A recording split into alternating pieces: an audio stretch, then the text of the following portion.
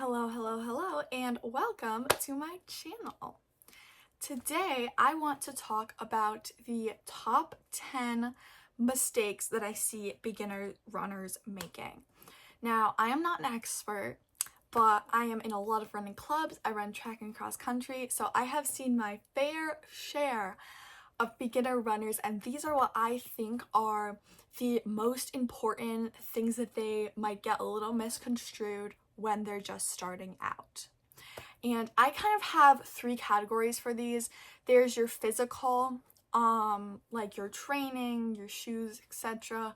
Your nutritional, which also plays into physical, but I like to separate the two, which is like how you're fueling, and your mental, which is especially important for beginner runners because as a beginner runner, it is so easy to get burned out and decide you just are done.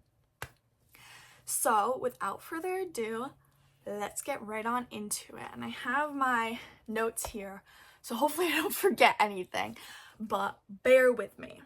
So the first one is a physical mistake that I see runners making, and that is having high mileage days and no mileage days over consistency.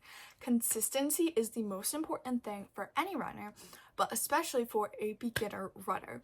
Like if you are running a 5K every other day and on the other day you're just resting, it's not going to be as beneficial as if you were to just run like a mile and a half every day and then slowly build that mileage up, even though you're running the same mileage per week.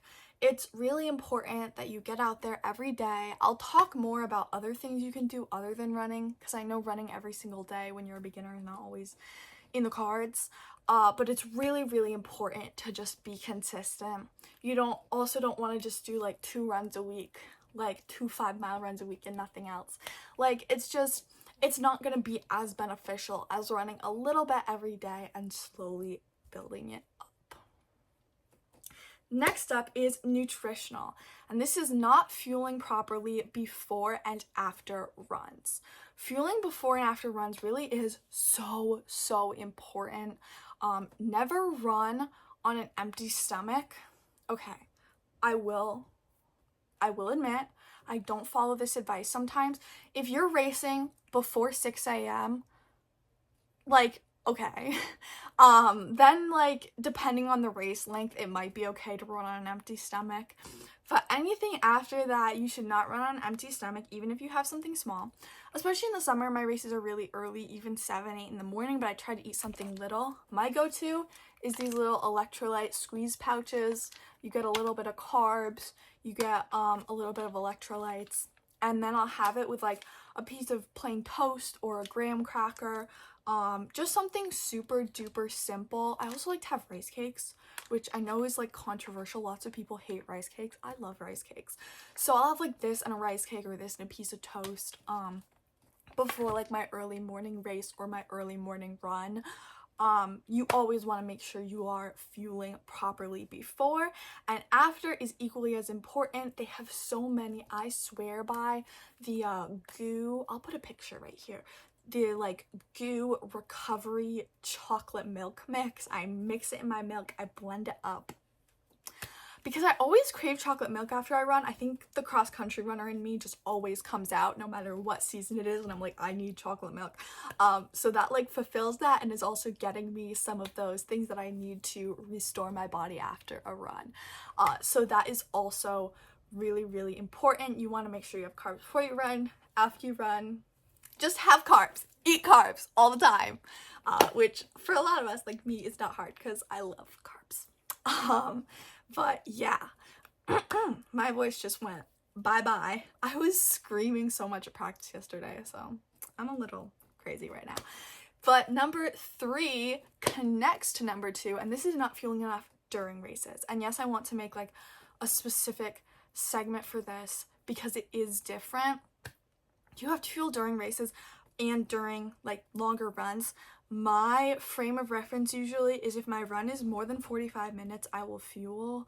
And I will usually fuel in about 45-minute intervals or like 4-mile intervals. Like usually when I'm racing, I'll do like 4-mile intervals or sometimes 5, depending on the distance. that I'm racing. And then for like my just long runs and stuff, I usually do like every 30 to 45 minutes. My favorites are these Cliff Blocks. They're so good. Like, they actually taste, because here's the thing, I can't stand when like my fuel doesn't taste good, because then I just get that icky feeling in the back of my throat, and then it mixes with the lactic acid and I just want to puke. But these actually taste good. They have so many flavors. They also have like the sour ones, like the sour apple, which are also really good. I love these. Some people like gels. They make a mess. My hands get sticky. I can't stand it. I like these are little like gummies. But they have so many options. They make like jelly beans to eat while you're running. Like, you can, no matter what you like, you can basically find something. And then if I'm doing like a track workout or something, drinking electrolytes, which I always drink electrolytes, even if it's like before and after you run, is also really important to drink electrolytes. So this kind of goes in both, but also during your run. If you're drinking water during your run, these are so important. My favorite taste-wise is Mortal Hydration, and it also has a good balance of like taste and electrolytes. Your most important electrolyte during your runs is sodium. These have 450 milligrams, and they actually taste good. So this is like my go-to. Sometimes if I feel like I hate myself, I drink LMNT. This has 1,000 milligrams of sodium, which is a lot, maybe arguably better than the Mortal Hydration, but it tastes like ass, so I don't usually drink these, but I'm throwing it out there. Anyways, number 4 is another physical one, and it's ordering running shoes online. And I will preface this by saying, ordering running shoes you've never tried online, because I buy the same pair of Onclads every time, and I order them online because I know what size I am. I buy the same style every single time. But if you've never tried shoes before, get your ass to a running store and try some shoes, because basically anywhere you live there should be a running store within like 45 minutes. I promise it's worthwhile to make the trip. You might have a high arch, a low arch, you might need certain support in different areas of your legs, and the people there can help you to make sure you're getting shoes that match your goals, match the type of runs that you are doing, match the surfaces you're running on, match your feet. It is really so important. You don't need a lot of fancy equipment to run. The most important thing is your shoes. So invest in them, invest time and effort in finding the ones that are right for you. Okay, number 5 is our first mental one, and that is running the same workout every day. And I guess this could be considered both physical and mental, because physically it's also like not great, because it's good to vary up. It'll just help your running skills develop, but I would say it is more mental than physical. If you run the same workout every day, it will cause burnout. You need to vary it up. There's so many good ideas online. I'll put like some of my favorite beginner intervals that I used when I was a beginner. I'll put them up on screen right now that I used, and I absolutely loved them. They were great, and it was great to vary up my runs. Do fartleks, do intervals, do short runs, do long runs. Like, there are so many options out there, and so many people have like made different intervals, made different arrangements. You can make your own arrangement. It does not matter, just have variety. I need to like print these out because this thing keeps falling asleep. Anyways, number 6 is another physical one, and it is not cross training. This is especially important if you're very beginner to running and you don't want to run every day, or you can only run a couple times a week. Cross training is so important, and I want to make a whole video on cross training because there's so many types of cross training that I like to do and that I think are super beneficial. So there's just so much out there, but my favorites that I'll mention quickly: love doing the elliptical. You know those little stabilizer balls? I love doing those. Great for your core strength, great for like your full body. Your whole body needs to be in tune to itself, basically, and that really helps with that. Biking is a great one. Going on the Stairmaster, even though I'm pretty sure we all have a universal hatred of the Stairmaster, but like, It can help as long as you don't do too much, because runners have knee problems. That's like a, we just do. So you don't want to exacerbate that. I see people going on the Stairmaster for like 60 minutes a day, and I'm like, how do you not need a knee replacement already? But there are so many great types of cross training. And even if you wanted to get into like Pilates or yoga or doing like fitness classes, I like to do shadow boxing, and also on Peloton they have like those cardio like dance classes. I love those for cross training. They hit so good and they're just fun. Really have fun with it. Like, that's the best part about cross training, is you just get to have fun with it. Anyways, number 7 is another mental one, and that is comparing yourself to others. Everyone has a different running journey. I learned this when I was in 7th grade, signed up to run cross country, and came in last every race that I ran that entire season. Everyone will progress at their own rate. Everyone will get better at their own rate. And it is really, really important that you give yourself time to develop, and you're not basing your own training, your own nutrition, your own mental headspace on that of others, because everyone really is so different. You will progress, you will achieve goals. It just happens at a different rate for everyone. There's no magic pill that can make you run a 19-minute 5K. If there was, I would pay $1 million for it. Number 8 is another physical one, and that is, I have a prop for this one, not stretching and rolling out. Get yourself one of these, nice little foam roller. I have so many of these. This was like $9 on Amazon. They have, and there's, I kind of want to make a video on rolling out too, just because it is self-explanatory but also not at the same time. But like, rolling out and stretching are so important. I'm looking at it right now, my stretching routine. I will tell you it right now. I do about 10 minutes of hanging my legs, draining my legs, which is really important, because when you're running, all the blood gets down here. So you gotta kind of drain it. That's the most painful one, but it's worth it. Then I do side V-sits. I do like 30 minutes. 30 minutes. I do 30 seconds aside for basically all of these exercises.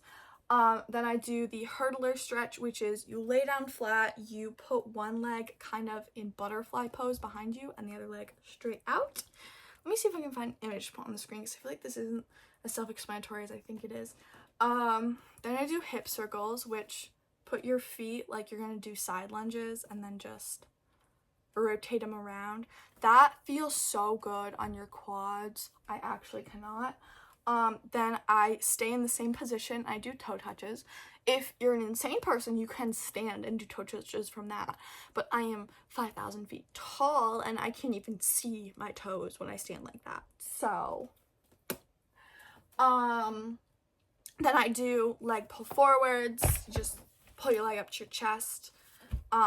And leg pull backs. And when I do the leg pull forwards, I like rotate my ankle around just to get some ankle stretch, because my ankles are always sore. And then I do the starfish stretch, which literally just lay on the ground and extend all your limbs as much as possible. Do it straight though, don't actually bend them. But like, that's my stretching routine. And it is so important. I stretch every morning, every night, before I run, after I run, and I roll out. Probably less than I should, but I still try to do it like every other day. Or every day, depending on what season it is. During track season, I need to like roll out every 5 minutes, or else my muscles just erode away into nothing. Okay, moving on. Number 9 is another physical one, and it's not running on varied terrain. Once again, this is a physical one, but it also bridges into being a mental one, because running on varied terrain can also help you mentally. Especially when I was a beginner, I liked running on trails, even though you arguably run slower on trails. I would argue that like, it's like mentally it's easier because you're not just staring at one stretch of road. There's other things to occupy your mind, like, am I gonna fall on my face and die right now? So you get it varied up a little bit more. And yeah, so run on the treadmill, run on the road, run on the trail, run in laps around your house. Like, just like vary it up, change it up. Maybe don't do that last one, because that might be something I do because I have a psychotic run streak.